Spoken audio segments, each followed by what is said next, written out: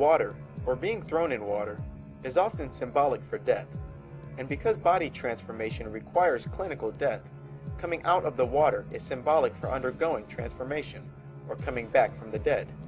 Often, when a movie character rises out of the water, or the abyss, the character rises up a little different than they went in. Another Michael Ferris, John Brancato flick is The Very Unfortunate Catwoman. The movie is awful beyond reckoning, but in it we see the standard use of water symbolism. It all started on the day that I died. If there had been an obituary, it would have described the unremarkable life of an unremarkable woman. You died, but you were reborn. In Catwoman, Halle Berry gets killed by agents of the company she works for.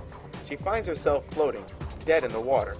A special, mystical cat comes by and breathes new life into her, and she comes back to life. Upon arising out of the water, she discovers that she's been endowed with incredible speed, strength, senses, and is now subject to an animalistic alter ego.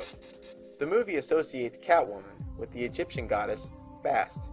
She of course goes on to avenge her own death and set the wrong things right.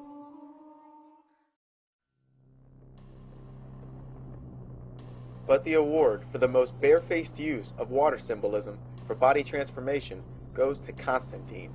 Constantine is about a demon hunter played by Keanu Reeves. In this scene, Angela is trying to convince Constantine to give her psychic powers and second sight. He warns her that this request is irreversible and that she will forever see spirits, and they will see her. He goes about putting her in a tub of water and telling her that she must be completely submerged for her to be transformed. When she asks how long she'll be underwater, his reply is, as long as it takes. The reason is that you have to be clinically dead before you are transformed. I need to see what she saw. You do this, there's no turning back. You see them. They see you.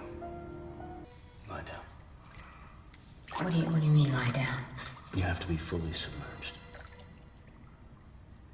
For how long? As long as it takes. After rising out of the water, her senses are so heightened that they immediately begin leading her around. She also finds herself instantly illuminated, now understanding all of the mysteries of her previous life. In fact, water is used more than once in the movie to describe death and body transformation. Sometimes, when the storyline demands, the character will be arriving by ship from the sea instead of rising out of the water. This brings us to the stories of David S. Goyer. David Goyer has written the story for movies such as The Puppet Masters, Blade 1 through 3, Batman Begins, The Dark Knight, The Unborn, and contributed to Jumper.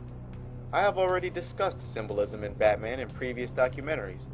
I've also reviewed symbolism in David Goyer's Blade series, so I'll keep it short by pointing out this single, relevant scene from Blade Trinity. In this scene, Dagon, or Dragula, is shown disappearing from the world. In the movie, Dagon is described as having wrought murder and suffering upon the world for ages, and then suddenly vanishes. Water symbolism is used to describe what was actually his death. Another movie David Goyer was involved in was Jumper. Jumper is about a guy named David Rice, who finds out that he has the ability to teleport himself across vast distances simply by imagining his intended destination. He first discovered that he had these powers the day he fell into a partially frozen lake. The intense fear brought on by the prospect of drowning in ice-cold water triggered his first teleport. After that, he runs or teleports away from home, leaving all those who knew him believing that he had died in the frozen lake. He goes on a crime spree, eventually meeting up with another teleporter. Then there's a Luke Skywalker moment where he finds out that his mother is a big cheese in a group that hunts jumpers just like him. What's important here is the use of water symbolism, going underwater and coming out with extra abilities. In the movie, the character doesn't actually die, but the writers drop hints about what has actually happened by having all the townspeople thinking that David had died in the lake.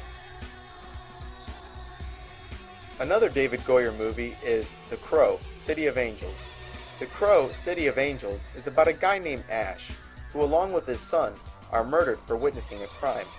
Both are thrown into the water, but while there, Ash comes back to life and rises out of the water with incredible strength, speed, and a body that's impossible to kill.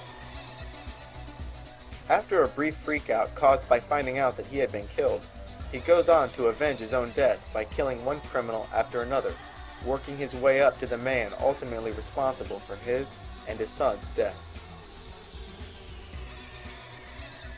Finally, you have David Goyer's Unborn. The Unborn contains the standard symbolism you'd expect from any insider story. Similar to The Man Who Would Be King and Stargate, The Unborn includes a charm adorned with the all-seeing eye that was given for a source of protection. This is known as the Eye of Horus. The Eye of Horus, or the Wadjet, is an Egyptian symbol of protection. The Wadjet was commonly associated with the Egyptian goddesses Bast, Hathor, and Sekhmet. Sekhmet, who is also known as the Eye of Ra, was typically spoke of as an ultimate weapon.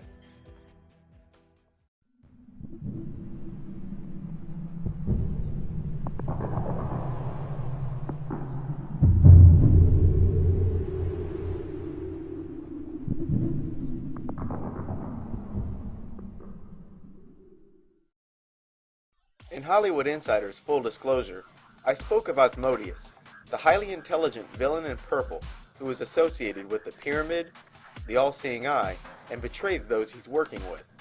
Oftentimes, this villain or villainous organization is associated with not only the colors purple, but purple and red. This color combination is from the Bible and is a reference to the Whore of Babylon. The Whore of Babylon is a character or location in the Bible who's associated with black magic, economics, and the trafficking of souls. A Bible verse in reference to the Whore of Babylon from Revelation chapter 17, verse 4 states, "And the woman was arrayed in purple and scarlet color, and decked with gold and precious stones and pearls, having a golden cup in her hand, full of abominations and filthiness of her fornication." The verse states that this entity is associated with the colors purple and scarlet. Scarlet is red with a slight hint of orange. The Hollywood Insider series has reviewed only a few movies relative to how many are out there, and still, the color combination purple and scarlet appear several times. Here are the instances of purple and red from movies covered by this series.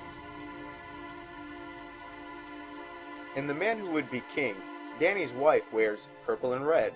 Homer and the rest of his stonecutters / Freemasons are decked out in purple and red. Ra, the sun god from Stargate, wears purple and red. Michael, while impersonating a god, has purple and red on. In Batman, both Jack Nicholson's Joker and Heath Ledger's Joker wear purple on the outside, red on the inside. In 10,000 BC, the main villain wears purple and red. In Gabriel, when Archangel Gabriel enters the headquarters of the villains, the background alternates between purple and red. In The Crow, City of Angels, virtually the same thing, with an all-seeing eye to boot. In Pocahontas, the villain wears, you guessed it. Still don't believe me? That's okay. This TV show, which played on Cartoon Network, illustrates my point better than all of that anyway. This is Minority, which was part of Cartoon Network's Adult Swim lineup of 2005. The show contains loads of racist jokes that are actually pretty funny, and revolves around a group of minority superheroes. There's a Jew, a black guy, a Mexican, an Indian, and a Chinese Charles Xavier. Es la única manera sacar que ¡Viva la raza! You go in, distract club members with break dancing. That's done, baby. Guy. Where the party at? I heard there was a party up in here. Yeah, check this out. Ha! Ha! The whole show reminds you of an animated version of the Illuminati card game. The villain of the show, a guy called the White Shadow, has a pyramid for a head with a single eye, and runs a criminal organization from atop a phallic tower. Nothing like bathing in tears after a hard day of evilness.